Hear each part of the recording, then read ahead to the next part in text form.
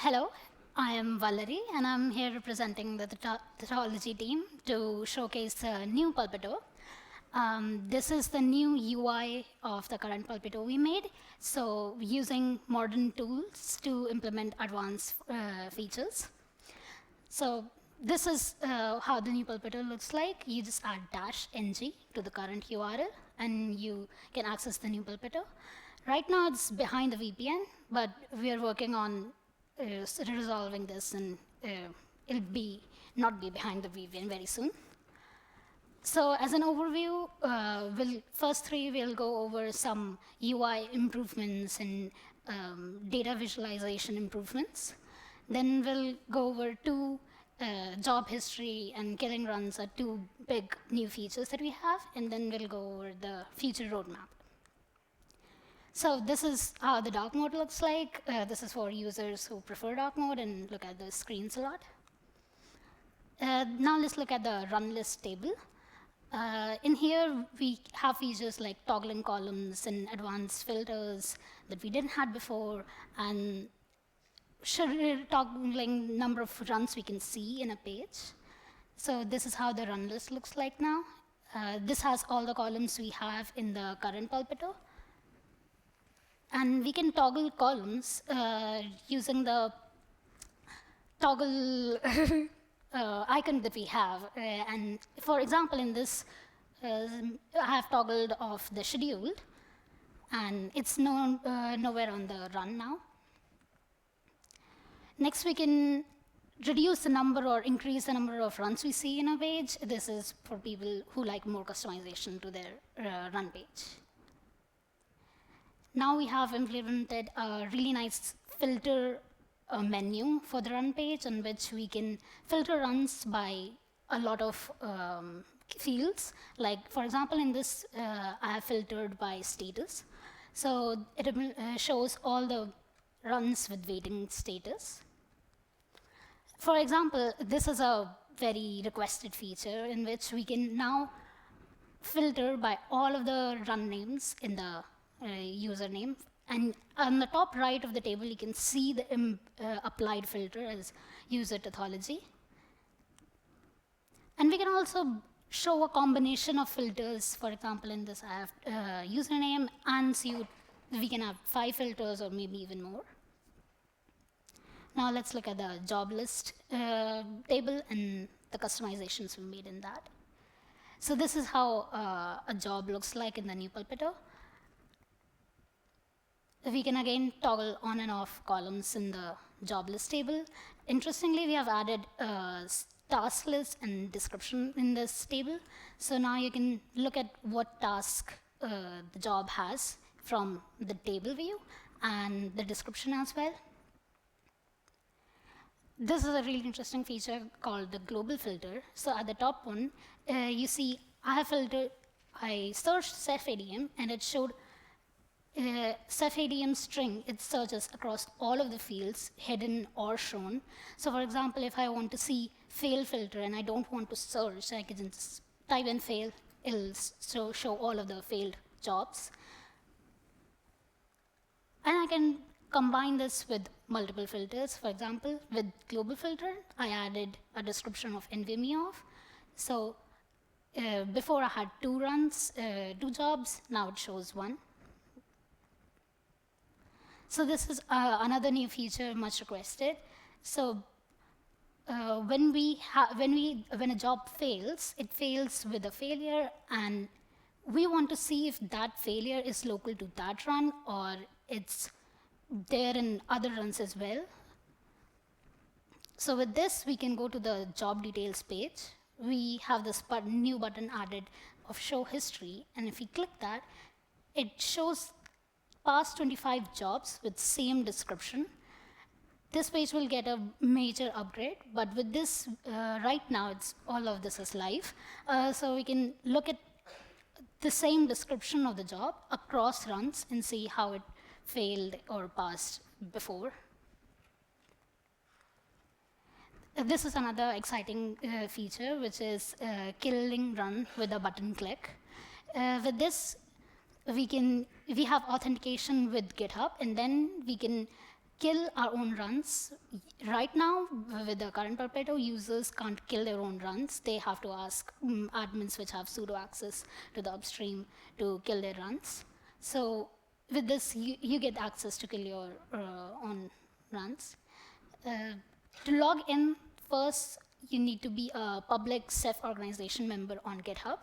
So to see if this is true, you can go to your GitHub profile on incognito mode, and if you see Ceph under the organizations, you're a public member, and if not, you're probably a private member, and you can toggle that by going to Ceph organization, then people, search for your username, and then change a private to public. And authentication with Google is GitHub is easy. You just click on the button, there's a GitHub page, then you're logged in. So killing runs, killing your own runs. You go to a run page, you see a kill run button, that means you own that run. If you don't see that run, that means your CPI username or GitHub username are probably different. That's why Pulpito can't see you as the owner. So in that case, you can use --owner and then while scheduling, and then pass your GitHub username, and then Pulpito NG should see that run as that you own it, and then you can kill that run effectively. And it's easy. You click a button and you're done. If a user does not have admin access for runs they don't own, they'll see a warning, and it clearly states that the logged in user, that was Valerie, does not have admin privileges to kill run owned by when it lists who the owner is. How to be an admin? There's a very secret Ceph team, and there are almost 200 people in this team right now, so many people would have admin access right now to kill runs. So, and if you're not, you can be part of this team, and you should be able to have admin access. And with admin access, you can kill other people's run, for example. So this, my username was Valerie EG. I don't own this run. There's a test user which owns this. So I see a kill run as admin. So I know I don't own this, because if I owned it, I would say kill run button. So, and now I can kill it. For future roadmap, Zach is working on adding server-side rendering to Pulpito NG. That way, we won't need VPN for viewing runs, and also it'll be much faster. We're also adding scheduling to Pulpito NG. This will really streamline the entire process for testing for new users, and help with the already users who are comfortable with easing their process of using. And juniors working really hard on this. It's quite a complex feature to implement. The third is presets. So this is basically saving commands, Tethology suite commands, in a database, and then you can share it with other users. So you can, it's a public data set. So in the Pulpito NG, you should be able to, in future, search for other users' saved presets and then run them. So, and this way, if a user is new to Rados, they can just look up suites, saved presets from people in the Rados team, and they can schedule it. And yes, none of the current workload will be disabled. Even if we add scheduling to Pulpito NG, people can still schedule from the Tethology machines, and none of the current workflow would be disabled. That's all. I encourage you to explore Pulpito NG. Thank you. Yeah, question? Yeah.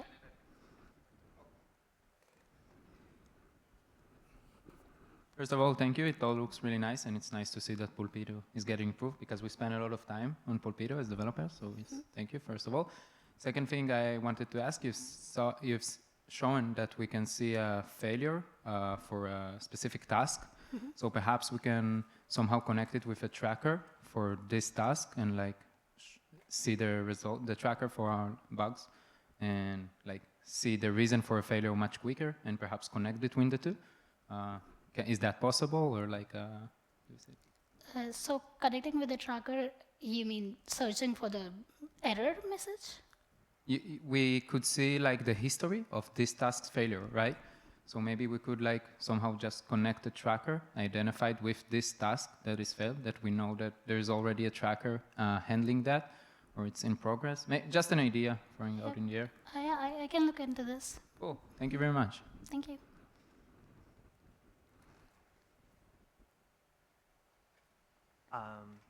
Two quick questions. So the first one is the GitHub authentication. If the usernames don't match, someone could create a GitHub username that matches a known Tathology user, I would imagine, if, for example, I don't use the same name. And then they'd be able to kill my jobs. Is that possible? No, Or they'd have to be part of the Ceph organization? they have to be part of the Ceph organization. Oh, okay. The other thing is there's a GitHub map in the Ceph tree that we could use to associate the GitHub username with the, actually that only does email. Maybe we need one for the labs usernames as well. Something to think about. Oh, and then the last thing was the runs, looking at the history for a failed job, like previous instances of it. My worry is that because there's so much use of like randomization or maybe some unrelated configuration was changed through some fragment, you would miss things potentially. And so if a possible enhancement would be, it'd be really nice if I could filter based off a certain fragment name. Like I want to look at all the runs that run the FS stress test. And then I could see the full history. Maybe they ran on Ubuntu or CentOS. And actually that information would be helpful to see if that's related to the problem, right? Maybe it only fails on Ubuntu. Yeah, that's very nice. We can, I guess, do that by, instead of exact matching the description, we can have, if it includes this part, show those runs. Yep, that sounds nice. And on Patrick's question, so like we can submit like different branches, so in the history we can also see that detail, right? Let's say job description is the same, but we are running the job for different branches. The QA branches. No, like the sub branch. Oh, Let's say we have a feature addition. And Yeah, that's easy to, yeah, I can add that. one question also, thank you for sharing the roadmap. Do you have any rough timeline regarding when they will be available? Plus, other question is, in the first day you mentioned Tathology jobs can run on containerized environments. So is it part of the roadmap, or it's a separate roadmap just for Tathology? Yep, this is the features I showed is live right now. You can access them right now. And the roadmap here, all of these are in work in progress. So they should be done maybe next year. And as for this containerization of Tathology and running them in containers, I think Zach is working on Ceph DevStack. And he has been able to run it successfully for, I think, Smoke suite. And we'll explore for more suits, and I'm not sure about the timeline of it yet. Sorry. Okay.